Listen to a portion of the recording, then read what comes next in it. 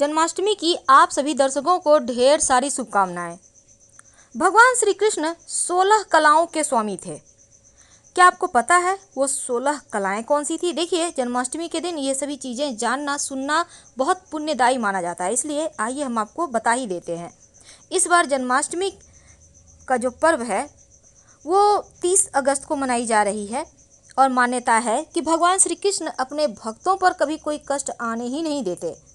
तो चलिए जानते हैं कि भगवान श्री कृष्ण के 16 कलाएं कौन कौन सी थी। पहला, श्रीधन संपदा पहली कला है और धन संपदा का अर्थ है सिर्फ धन नहीं बल्कि धनी उसे कहा गया है जो मन वचन कर्म से धनी हो। और भगवान श्री कृष्ण न केवल भौतिक रूप से बल्कि आध्यात्मिक रूप से भी धनवान थे। दूसरा है भू संपदा। इसका मतलब है कि व्यक्ति के पास एक बड़ा भूभाग हो जिस पर वह शासन करने की क्षमता रखता हो, और भगवान श्री कृष्ण ने द्वारका नगरी को बसाया था। तीसरा है कीर्ति। इसका मतलब है कि जिसके मान सम्मान और यश की कीर्ति चारों दिशाओं में गूंजती हो, जिनके प्रति लोग श्रद्धा भाव रखते हों। चौथा है वाणी सम्मोहन। भगवान श्री कृष्ण में यह कला भी थी कि पुराणों में भगवान श्री कृष्ण के बारे में उल्लेख मिलता है कि भगवान श्री कृष्ण की वाणी सुनकर क्रोधी व्यक्ति भी अपना सुध-बुध खोकर शांत हो जाता था। पांचवी है लीला।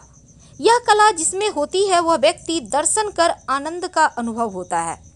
उस व्यक्ति का अगर आप देख लें तो आपको बहुत अच्छा लगेगा, और भगवान की इसी लीला कथाओं को सुनकर भौतिकवादी व्यक्ति भी विरक्त होने लगता है। छठा है कांति। इसे सौंदर्य और आभा भी कहा जाता है, और इसका अर्थ होता है वह व्यक्ति जिसके रूप को देखकर मन स्वतः ही आकर्षित होकर प्रसन्न हो जाता है। और कृष्ण की इन कला के कारण पूरा ब्रजमंडल कृष्ण को मोहिनी छवि को देखकर हर्षित होता था। सातवीं है विद्या। भगवान श्री कृष्ण में यह कला भी थी कि वह कृष्ण वेदांग के साथ ही युद्ध और संगीत कला में पारंगत थे, और इसके साथ ही राजनीति और कूटनीति में भी वे माहिर थे। आठवीं है बिमला। वह व्यक्ति जिसके मन में छल कपट नहीं हो, जो व्यक्ति सभी व्यक्तियों के प्रति एक सा मन में व्यवहार करे और जिनके दिल में कोई द्वेष ना हो। नौवीं है उत्कर्षिणी। इसका मतलब है प्रेरणा, नियोजन, यानी वह व्यक्ति जिसमें दूसरे को प्रेरित करने की क्षमता हो, जो लोगों को अपनी मंजिल पाने के लिए प्रेरित कर सके।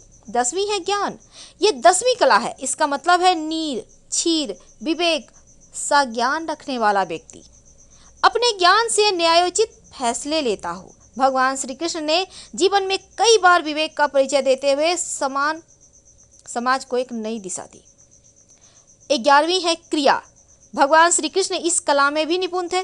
जिनकी इच्छा मात्र से दुनिया का हर काम पूरा हो सकता है, वह कृष्ण सामान्य मनुष्य की तरह कर्म करते हैं और लोगों को कर्म की प्रेरणा देते हैं।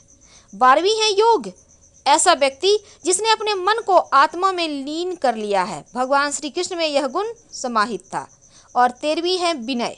इसका मतलब है विनयशीलता, यानी जिसे अहंकार का भाव छूता भी ना हो, जिसके पास चाहे कितना भी ज्ञान हो, चाहे वह कितना भी धनवान हो, बलवान हो, मगर अहंकार दूर दूर तक ना हो।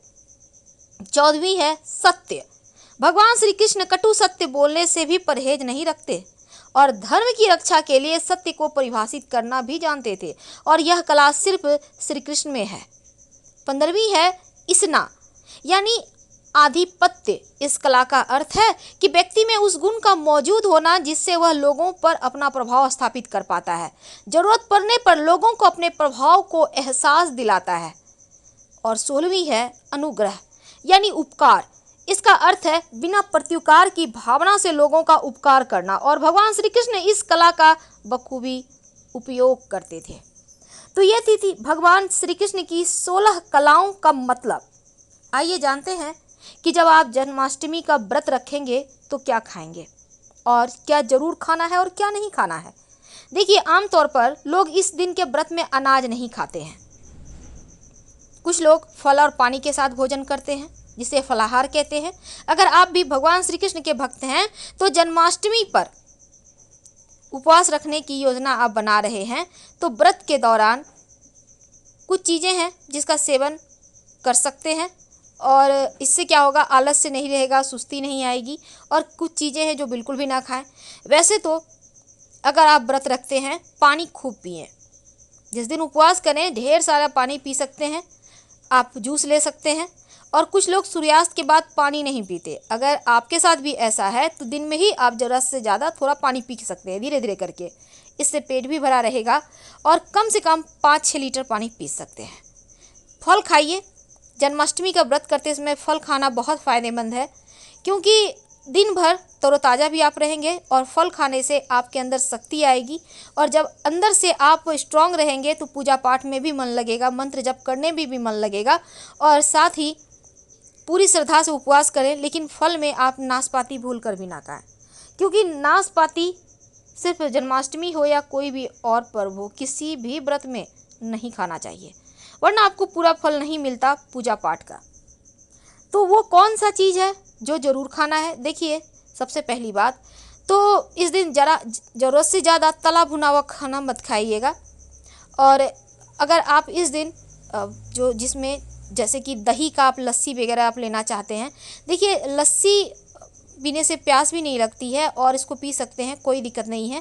शाम में आप साबूदाना की खिचड़ी या फिर कुट्टू के आटा का पूड़ी वगैरह बनाकर खा सकते हैं, हल्की होती है, तो ये चीज़ें आप कर सकते हैं। लेकिन जब आप व्रत तोड़ेंगे तो इस बात का ध्यान रखिएगा कि जब आप पारण करेंगे तो आपको अचानक से बहुत भारी भोजन नहीं करना है, बल्कि आप व्रत तोड़ने से पहले थोड़ा सा गुड़ और पानी या फिर खीर जैसे भोज्य पदार्थ का प्रयोग करें और फिर इसी से व्रत तोड़िएगा। लेकिन जब आप फलाहार करेंगे तो आप जैसे कि भगवान को पंचामृत अर्पित करेंगे, उनको भोग लगाएंगे, उनको माखन मिश्री का भोग लगाएंगे। तो माखन मिश्री अपने घर के छोटे बच्चों को खिलाइए पहले, और उसके बाद माखन मिश्री भगवान को भोग लगाने के बाद, और जो आपने पंचामृत चरणामृत उन्हें अर्पित किया है तुलसी दल के साथ, उसको आप ज़रूर ग्रहण करें। क्योंकि इस व्रत में अगर आप इन चीज़ों को प्रसाद के रूप में खाते हैं तो आपका व्रत पूरा हो जाता है, संपूर्ण हो जाता है। इस दिन बहुत सारे लोग व्रत रखते हैं, भजन कीर्तन करते हैं, विधि पूर्वक कृष्ण भगवान की पूजा अर्चना करते हैं और कृष्ण भगवान के जन्म की कथा भी सुनी जाती है। लोग अपने घरों को सजाते हैं। इस दिन एक अलग ही रौनक होती है कृष्ण जी के मंदिर के, क्योंकि भगवान कृष्ण का जन्म मध्यरात्रि में हुआ था, इसीलिए रात में ही भगवान कृष्ण के बाल स्वरूप को नहलाया जाता है, उन्हें नए वस्त्र अर्पित किए जाते हैं और बाल गोपाल को पालने में झुलाने की भी परंपरा है। पूजा की सामग्री में खीरा जरूर रखिएगा, क्योंकि खीरा की नार आप नाल के समान मानकर खीरा को काटते हैं सिक्के की मदद से, तो ये होता है जन्मोत्सव कराना। और शहद, पीले फल, पीले फूल, पीले कपड़े, दूध, दही, पंचामृत, गंगा जल, श्रीहरि का मूर्ति, चंदन, केसर, धूप, दीप, अगरबत्ती, अक्षत, मक्खन, मिश्री और तुलसी का पत्ता जरूर रखें। और हरसिंगार का पुष्प मिल जाए तो सर्वोत्तम होगा। सुबह जल्दी उठकर घर के मंदिर को अच्छे से साफ कर लें। एक साफ चौकी पर पीले रंग का वस्त्र बिछाएं और चौकी पर बाल गोपाल की प्रतिमा रखें और अपने बच्चे की तरह उनकी सेवा करें, झूला झुलाएं, लड्डू और खीर का भोग लगाएं और रात 12 बजे के करीब विधि विधान से पूजा करें। सब कुछ अर्पित करें उन्हें, घी, मिश्री, माखन, खीर और कृष्ण जी की जन्म की कथा जरूर सुने। अंत में आरती करें और प्रसाद सबको वितरण करें और उसी प्रसाद को खाकर आप अपना व्रत तोड़ सकते हैं। जितना ज़्यादा हो, क्रीं कृष्णाय नमः, क्रीं कृष्णाय नमः, क्रीं कृष्णाय नमः का जप करें, या फिर ओम नमो भगवते वासुदेवाय का जप कर सकते हैं। फिलहाल आपसे विदा लेंगे। हर हर महादेव। धन्यवाद।